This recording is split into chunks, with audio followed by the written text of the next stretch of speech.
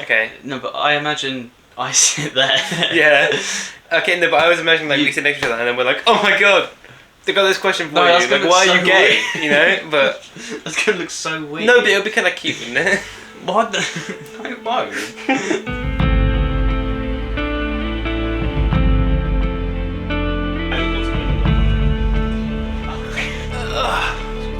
Yes, brilliant. I'm Jamie Pratton, and this. Ollie Hawks. Yeah, no, we're around. What? What? Not a good start. How did Deception come about? Deception came about it's supposed to be a music video I wanted to do. Not even on my channel, I just wanted to do a music video for the sake of just doing one, meeting people as well. I do remember applying for it. I'd only just recently paid for Backstage, and I saw a job listing. I can't remember if it was paid or unpaid, but I was just applying to two things that I knew were going to be work for me. The female actor I originally had backed out because it was a female song. Female actor, she backed out, and then I saw Ollie apply, and I've written a film because of it. Not because of him, but because I wanted to do a film after the music video, and then she backed out, so I was like, okay, I'll do the short film instead. The experience of working on the film was, because it was the first time ever meeting Jamie, there was a weird sort of tension, just because there was that initial awkwardness of trying to break through to find who the person actually is, like within the shell of the performance of meeting new people.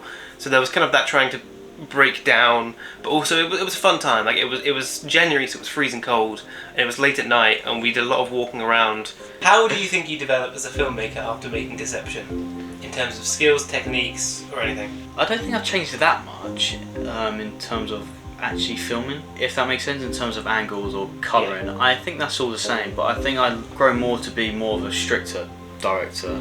I agree. I think which isn't a bad thing. Yeah, no, I think it helps me a lot and to get my project done in time.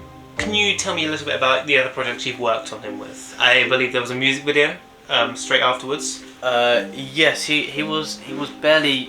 I mean, yeah, he wasn't the main actor for that one. I think it was kind of weird at the start of filming it because we just came off Deception. I think we spoke about doing another project, but then it fell through and he was busy himself as well with other projects. It was such a short time I was working with him. I was literally working with him for like maybe 2 hours.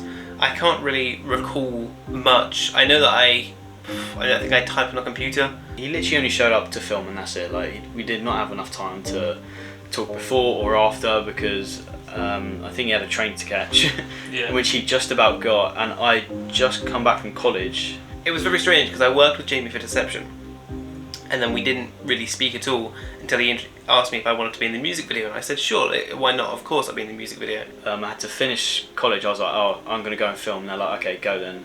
And I literally had about 5 minutes to prepare, pretty much. I did not have a lot of time to work with him. I think he did well. I think he actually improved that first scene. Yeah, overall it was pretty bad, but we hadn't seen each other or really spoken in ages, so it had that same kind of awkward atmosphere. But then the second that we started locking in and working together properly, because there was a whole summer between that and when we picked up again next, which I believe was it Getting Ready for a Date? Somehow it was like we'd grown so much that we instantly just clicked harder than we ever had before, and there was no awkwardness. It was just good friendship.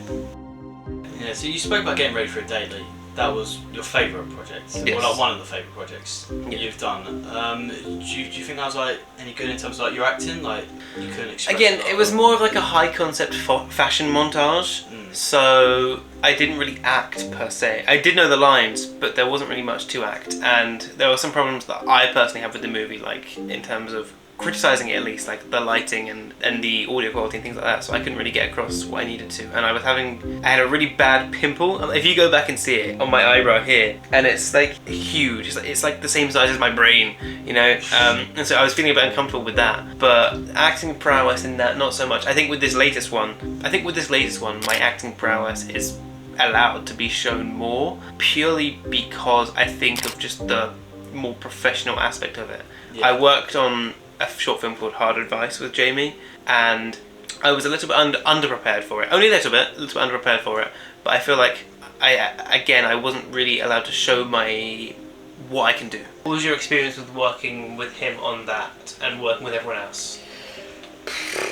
That was definitely one of the most intimidating shoots I've ever done. But I'm happy I did that one though, because it made me more stricter for this one I'm doing now with Daniel and Ollie. Because it was only me, and I didn't let like the actors like overrule me, but I let them have like their opinion, and I agreed with them their opinion for like no reason. Like they would say, oh, like why don't you just do this, and I would do it. And it's like that's not really what a director's supposed to do. It's supposed to be the other way around. It was also a bit intimidating to work on Hard Advice because there were people there that, at least not in a competitive sense, but people there that I see them act and I go, oh, that person is definitely better than I am.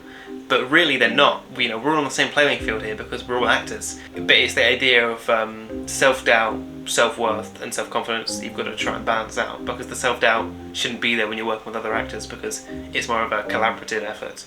It's kind of hard with managing 4 people at once. Just by yourself, of course. Just by yourself, because you got to make sure the actor you're filming is comfortable, but then you got to make sure the other 3 are like okay if like they need a drink or like they want to smoke or whatever. Like it's so hard to balance all of them, which made me all stressed out.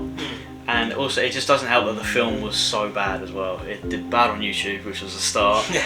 I just got so many bad reviews, although when I wrote it I was like, oh, this could actually be pretty good.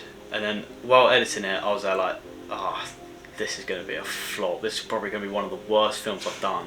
And it probably is one of the worst films I've done. But you learn, like this film I'm doing now could possibly be my best one. But I will never know.